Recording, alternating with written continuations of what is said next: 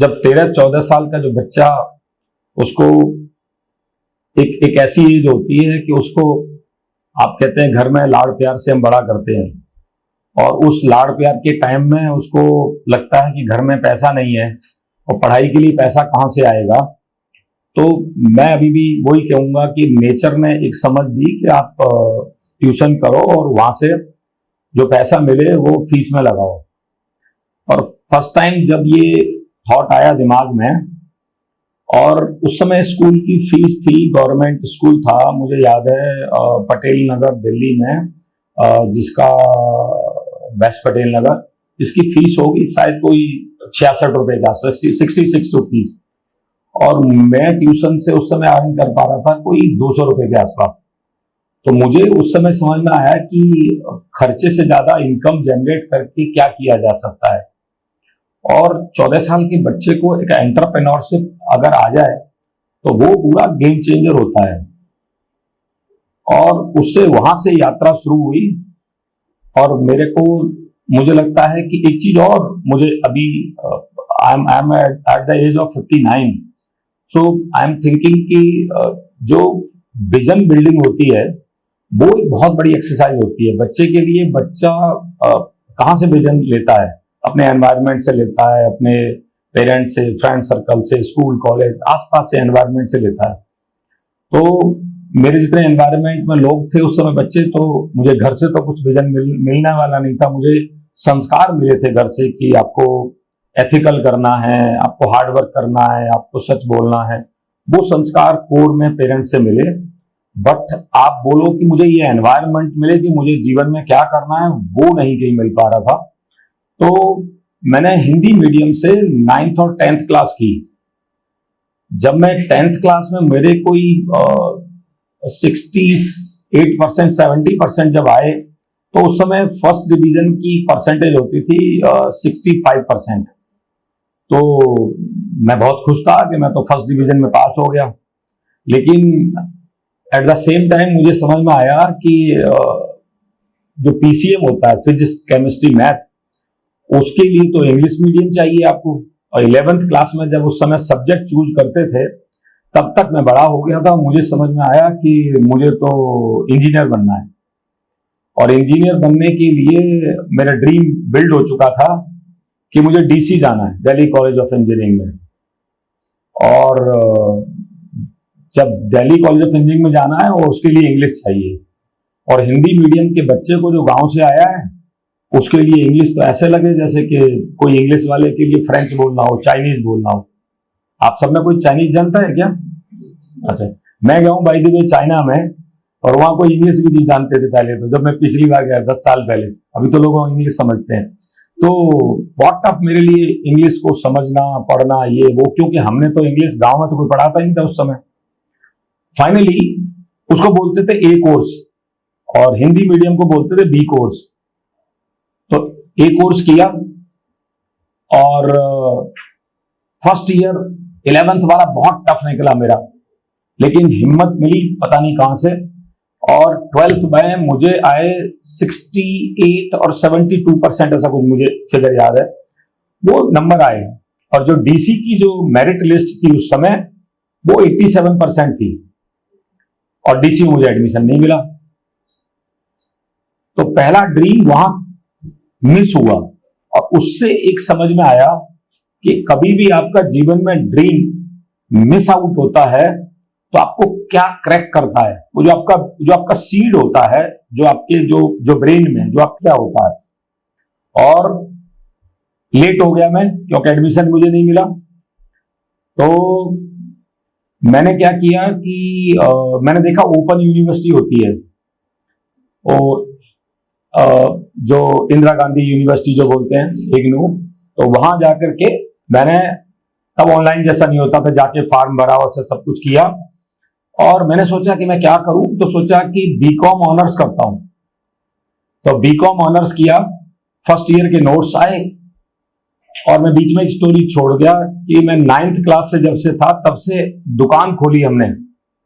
और ये टाइम रहा होगा 1982 का। 1982 में जो हमारी शॉप थी दीक्षित कन्फेक्शनर, उस दीक्षित कन्फेक्शनर पे मैं और मेरे से बड़े दो भाई, हम 3 लोग मिलकर दुकान को चलाते थे।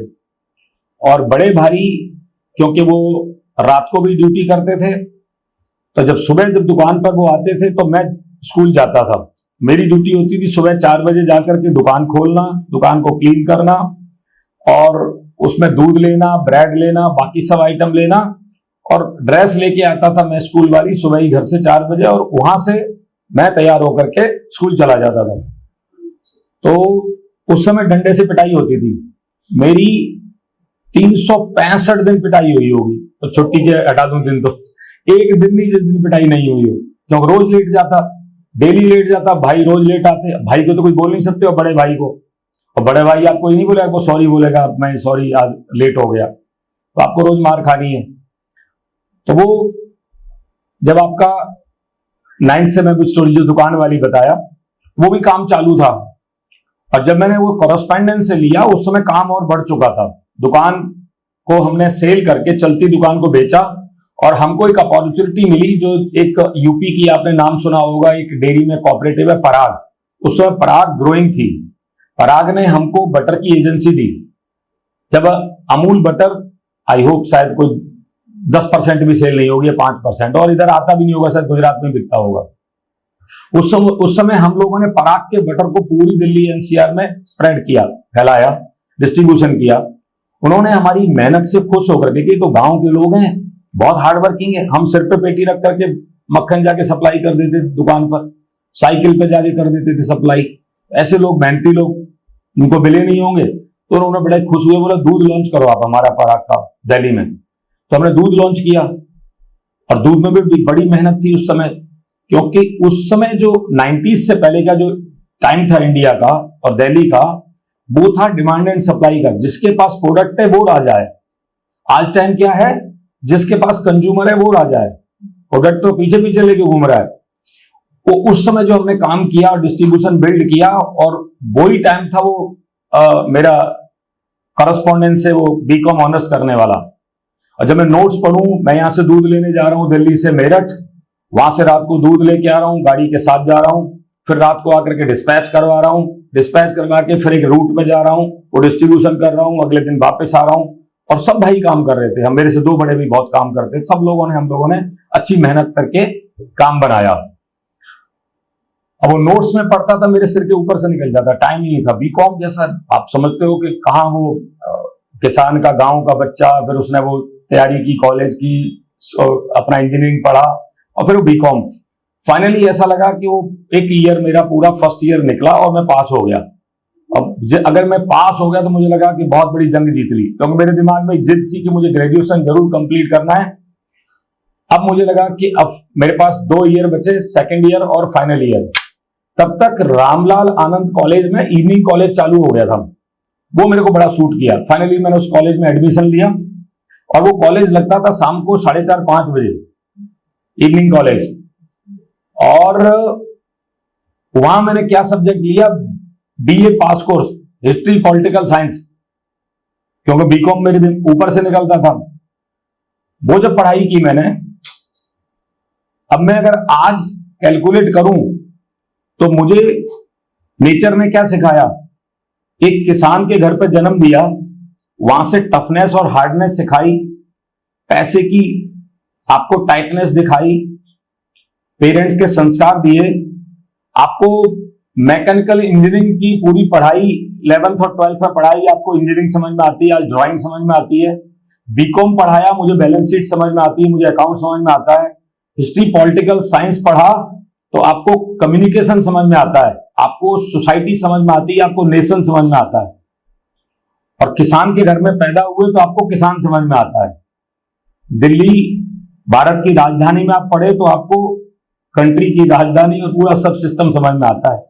और आज 2007 में हम 4 भाइयों का डिवीजन हुआ। 4 भाइयों ने मिलकर के हम लोगों ने गोपाल जी ब्रांड बनाया था, 25 साल मेहनत करके। आप में किसी को अगर पुराना कुछ कनेक्ट हो तो। और गोपाल जी ब्रांड इतना बड़ा ब्रांड था उस टाइम में, जब ये अमूल लॉन्च भी नहीं हुआ था दिल्ली में, कि हम लोग लूज मिल्क, खुला दूध टैंकर से सप्लाई करते थे कि दुकान पर गोपाल जी की दुकानें थी, 70 आउटलेट्स खुद के ऑन कंपनी के आउटलेट्स थे, और गोपाल जी के करीबन 250 गाड़ियां मूव करती थी पूरी दिल्ली एनसीआर में, जो दुकान दुकान पर लूज मिल्क सप्लाई करते थे। 2.5 लाख लीटर दूध हम लोग सप्लाई करते थे उस टाइम में। और जो भी फैमिली के उस समय कंडीशन बने होंगे, 2007 में जब डिवीजन हुआ, मुझे डिवीजन में एक छोटी फैक्ट्री मिली, वो भी बहुत पुरानी, और वहां भी बहुत सारे टफनेस थे, पावर नहीं थी, जनरेटर पर फैक्ट्री चलती थी, और 70 आउटलेट्स में से मुझे 7 दुकानें मिली। और वहां से, तब मेरी एज रही होगी 40 प्लस के आसपास, वहां से दोबारा से एक हिम्मत लगाई, फिर से काम किया, और 2007 से 10 तक हमने गोपाल जी ब्रांड में सब भाइयों ने साथ में काम किया, जो हमारा सहमति हुआ था कि हम एक ही ब्रांड में काम करेंगे। डिफरेंट लोकेशन से आप यहां से दूध प्रोक्योर करोगे, यहां बनाओगे प्रोडक्ट, आप ऐसे बेचोगे। तो 2010 में लगा कि हम तो भाई झगड़ा कर लेंगे अननेसेसरी छोटी छोटी बातों के पीछे, और मुझे अपने भाइयों से लड़ना नहीं था, क्योंकि भाई थे जो बड़े भाई मुझे जो गांव से लेके आए थे। अदरवाइज मैं तो गांव में ही रहता, और किसान का बेटा गांव में रह करके कितना आप ग्रो कर सकता है आप समझ सकते हो। तो 2010 में जन्म हुआ आनंदा का, और आनंदा एक अलग ब्रांड क्रिएट किया। आज आनंदा की मैं अगर आपको पूरा डिटेल बताऊं तो आनंदा 6000 गांव से दूध प्रोक्योर कर रहा है। 6000 गांव से 10 लाख लीटर रोज का दूध प्रोक्योर करते हैं। 3 लाख किसानों से ही दूध प्रोक्योर करते हैं हम लोग। हमने करीबन 15 साल इस सिस्टम को डेवलप करने में लगाए, और ये पूरा जो दूध प्रोक्योर होता है वो फुल्ली डिजिटल होता है, डेटा क्लाउड पर होता है, 100% सारा सिस्टम SAP हाना पर है। कंपनी में 25 ऐप चल रही हैं, जो पेपरलेस काम हो रहा है। कंपनी का सारा काम 100% टैक्स पेड है। हम भारत सरकार को लगभग इनकम टैक्स और GST मिला के करीबन 100 करोड़ रुपए साल का टैक्स दे रहे हैं। 18 लाख लीटर दूध प्रोसेस करने की हमारी 6 फैक्ट्री हैं। 200 टन रोजाना कैटल फीड बनाने की फैक्ट्री है, और कंपनी के अंदर 2000 प्लस कंपनी के रोल पे एम्प्लॉइज हैं, और करीबन डायरेक्ट 2000 प्लस करीबन 2500 इनडायरेक्ट होंगे।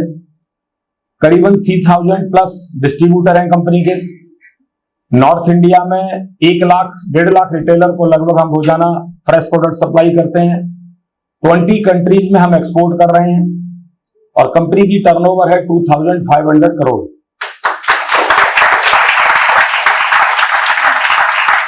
और हमारा इरादा है कि आने वाले, और मैं एक बात और बताऊं, एक जैपनीज टेक्नोलॉजी है, उसको बोलते हैं होशिन कैनरी।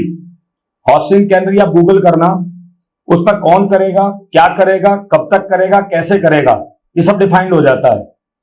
हम लोगों ने 2030 तक का डॉक्यूमेंट बनाया हुआ है। 2047 का डॉक्यूमेंट बना के उस पर सबके साइन है। मैंने साइन करने के टाइम नीचे लिख दिया कि मैं उस समय नहीं रहूंगा।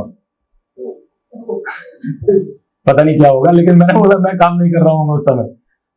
लेकिन 47 का डॉक्यूमेंट हमने बनाया, और सबके साइन, और साइन कॉपी इतना बड़ा फ्रेम करके पूरी फैक्ट्रीज में, ऑफिस में, सब जगह लगा हुआ है।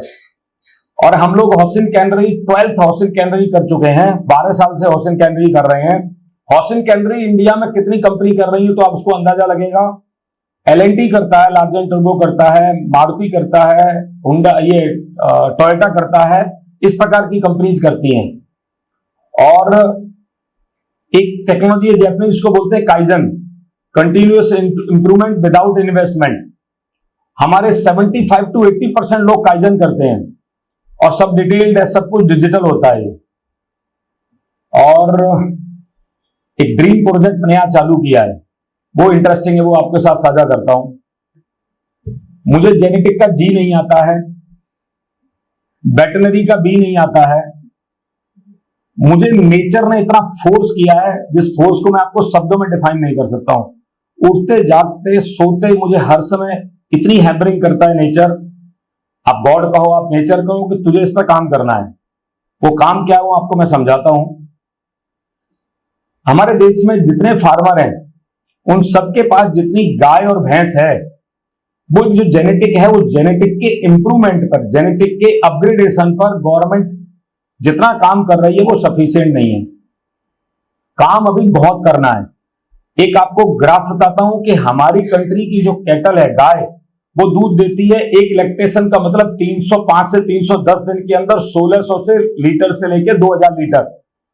और यही डेवलप कंट्री के अंदर जो HF हॉलिस्टीन फ्रीजियन जो गाय है वो दूध देती है 10,000 लीटर से लेकर 15,000 लीटर। वर्ल्ड की हाईएस्ट मिल्क ईल्डर जो एनिमल है उसका नाम है गिरलैंडो, वो बनाया है ब्राजील ने। और ब्राजील ने वो जो गिरलैंडो बनाई है वो 40+ डिग्री टेम्परेचर में रह सकती है, कम मेडिसिन लेगी, डाइट भी उतनी ज्यादा नहीं खा रही है। वो दूध कितना दिया है उसने? 3 दिन में 210 लीटर दूध दिया है। मिल्क मेकिंग मशीन है एक तरह से वो। मैंने गांव में मीटिंग की और किसानों को, महिलाओं को बताया कि हम ऐसा काम करने वाले हैं, तो सोचो फीमेल ने क्या बोला मुझे कि सब आप गाय तो ला दोगे और ये जो हमारे हस्बैंड है उनको दूध मिलेगा तो पैसा मिलेगा, पैसा उसकी जेब में जाएगा, हम तो दूध दोते रह जाएंगे। हमने कहा चिंता मत करो बहन, आपके लिए मशीन भी ला करके देंगे, जो मिल्क जो निकालेगी वो मशीन निकालेगी। तो कहने को मतलब वो है कि हमने फिर क्या किया कि वो जो जेनेटिक जो नई हम इंडिया में लॉन्च करने वाले हैं उसका नाम रजिस्टर्ड कराया है, पेटेंट कराया है उस टेक्नोलॉजी को। तो ये नाम होगा आनंदी। हम नई जेनेटिक लॉन्च करेंगे अपनी कंट्री में। पिछले 6 साल से इस पर काम किया है। आज हमारे पास 400 गाय हैं। कैटल फार्म बनाया है आनंदा फाउंडेशन के अंदर। ये नॉन प्रॉफिट मेकिंग ऑर्गेनाइजेशन है जिसमें हमने अच्छी इन्वेस्टमेंट की है, खुद का पैसा लगाया है, सरकार से कोई ग्रांट नहीं ली अभी तक, किसी बैंक से लोन नहीं लिया है। अपने पैसे को बर्न करने के लिए, दाव लगाने के लिए, जुआ खेलने के लिए काम किया है कि अगर मैसेज परमात्मा आपको दे रहा है, you have to put your best, don't doubt on your self, तो वहां लगाया। इस महीने के एंड में और फर्स्ट वीक ऑफ नवंबर में इस एम्ब्रियो लैब का उद्घाटन होने वाला है। इंडिया के टॉप नॉच प्रोफेशनल्स हमने उसमें रखे हैं। जो टॉप प्रोफेशनल्स हैं वो PhD होल्डर से कम लोग नहीं है वहां पर। आप उन लोगों से मिलोगे तो आपको लगेगा कि इंडिया में जो टॉप लेवल के लोग हैं वो वहां पर काम कर रहे हैं। और हम जो एम्ब्रियो बना करके किसान को देंगे वो हम ब्राजील से ला रहे हैं एम्ब्रियो, 2 लाख रुपए का एक एम्ब्रियो, ठीक है। एम्ब्रियो की जो सक्सेस रेट है वो है 30%, 33% इंडिया की सक्सेस रेट। अगर उससे कैलकुलेट करते हो तो एक बछिया पैदा करने में 6 लाख रुपए लगने वाले हैं। हमारे देश का किसान 6,000 रुपए नहीं देगा। हमने क्या किया है, जो 2 लाख रुपए का एम्ब्रियो हम ला रहे हैं ब्राजील से, हम अपने किसान को एम्ब्रियो देंगे 10,000 रुपए का। कितने का बोला मैंने? 10,000 का अनबीटेबल प्राइस देंगे। हमसे बड़ी कंपनी है गोदरेज, वो 35,000 रुपए का दे रहा है। मैं रिकॉर्ड पे बोल रहा हूं। हमने सारे कॉर्नर कट करे हैं, सारे कॉस्ट को कट किया है और इतना लीन मीन कर दिया एकदम सिस्टम को, और अपना मार्जिन रखा एकदम थिन, 0 राजी हूं मैं। लेकिन फार्मर के लिए अभी 10,000 नहीं, हमने उसको देना है। इसमें भारत सरकार को जोड़ना है, किसान को जोड़ना है और जोड़ना है बैंक को। बैंक फाइनेंस करेगी एम्ब्रियो को, इतनी इजी इंस्टॉलमेंट करेंगे जिससे फार्मर अफोर्ड कर सके। और जब फार्मर के घर में दूध आएगा 3 साल बाद, आज एम्ब्रियो देंगे हम, 6 साल मैंने पहले लगा दिए, 3 साल यहां से और आगे लगने वाले हैं। ये यात्रा अभी शुरू हुई है, अभी खत्म नहीं हुई। मतलब आज अगर 26 है तो 29 में जाके, 29 में जाकर के ये एम्ब्रियो का पूरा प्रोग्राम फ्लरिश होगा। एक सिर्फ डिस्ट्रिक्ट हमने बुलंदशहर डिस्ट्रिक्ट को पकड़ा यूपी में, उसमें हमको 1 लाख एम्ब्रियो पहले देने हैं। एक घर घर में गाय का ऐसा ज्योति जलानी है कि घर घर में किसान बोले कि मेरे घर में इनकम 4 गुना नहीं, मेरे घर में इनकम 10 गुना बढ़ी है। Let me tell you one thing very honestly, मैं और मेरी फैमिली में से कभी भी कोई पॉलिटिक्स में नहीं जाएगा। किसी के दिमाग में गलतफहमी हो जाए तो ये सब कुछ कर रहे हैं, उसके पीछे कोई नियत हो पॉलिटिक्स में जाना हो, नो नेवर। तो हम डेयरी और फूड के अलावा दूसरा कोई काम नहीं करने वाले हैं। और हमारी खुद की लाइन है कि हम आनंदा में सिर्फ वही काम करेंगे जिससे सर्वत्र का भला होगा, जिससे सिर्फ एक अकेले का भला हो, वो काम ही नहीं करना। बहुत सारे हम लोगों ने अपने खुद के कल्चर्स और मंत्र बनाए हैं, जिन लोगों को हम अपनी पूरी कंपनी में बाहर के लोगों को भी लगातार तैयार करते हैं। और जैसे एक मंत्र मैं आपको देके जाता हूं, बहुत इजी मंत्र है, आप लोग उसको रख सकते हो, जीवन में उतार सकते हो। वो मंत्र है तन, मन और धन। इसको ऐसे ही आपको याद करना है। तो मैं अपनी कंपनी में सिखाता हूं P1, प्रायोरिटी नंबर 1, वो काम करो जिसमें तन पूरा लगे आपका मन पूरा लगे और धन 0 लगे। This is P1। अब P1 से जो पैसा जनरेट होगा, P2 में तन लगे पूरा, मन लगे पूरा, धन थोड़ा लगे, तो P1 will finance to P2 and P3 में तन आपका कम लगे, मन भी आपका कम लगे, धन ज्यादा लगे, तो P1 plus P2 will finance to P3। You will never go to bank to take finance. Okay, thank you very much.